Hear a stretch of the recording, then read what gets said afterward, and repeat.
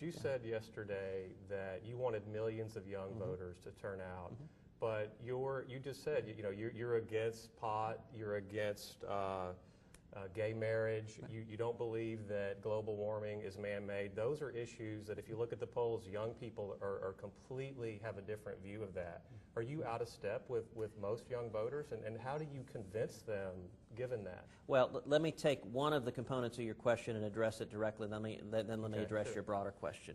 You mentioned global warming. I'm a big believer that we should follow the science and follow the evidence. If you look at global warming alarmists, they don't like to look at the actual facts and the data.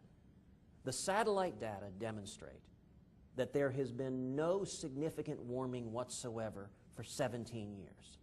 Now that's a real problem for the global warming alarmists because all of the computer models on which this whole issue was based predicted significant warming, and yet the satellite data show it ain't happening. But what if there is something to it? I mean, let's say, a lot of people say the science is clear. Most people say the science is clear. But let's say that it's not. Let's say it's not clear. Why not do everything we can to reduce our carbon footprint? Wouldn't that be good to have some humility about it and maybe think? Okay, let's talk about having humility. I read this morning a Newsweek article from the 1970s talking about global cooling. And it said the science is clear, it is overwhelming, we are in a major cooling period, and it's going to cause enormous problems worldwide. And the solution for all the advocates in the 70s of global cooling was massive government control of the energy sector, of our economy, and aspects of our lives. Now, the data proved to be not backing up that theory, so then all the advocates of global cooling suddenly shifted to global warming.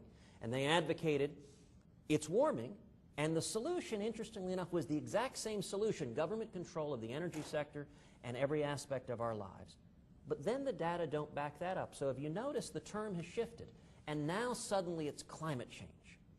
And climate change, and again, the solution is government control of the energy sector and every aspect of our lives. And when someone keeps proposing the same solution regardless of the problem, you start to think maybe they just like government control of the energy sector and every aspect of our lives. And I am the child of two mathematicians and scientists. I believe in following evidence and data. On the global warming alarmists, anyone who actually points to the evidence that disproves their apocalyptical claims, they don't engage in reasoned debate. What do? They scream, you're a denier. They brand you a heretic. You know, it is... Today, the global warming alarmists are the equivalent of the flat earthers.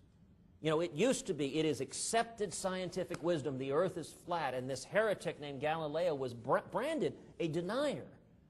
And you know what? There are an awful lot of people making a whole lot of money. Al Gore has made millions of dollars off of global warming, and a lot of these scientists who are most vocal about it are receiving massive grants on this theory that the data are not backing up.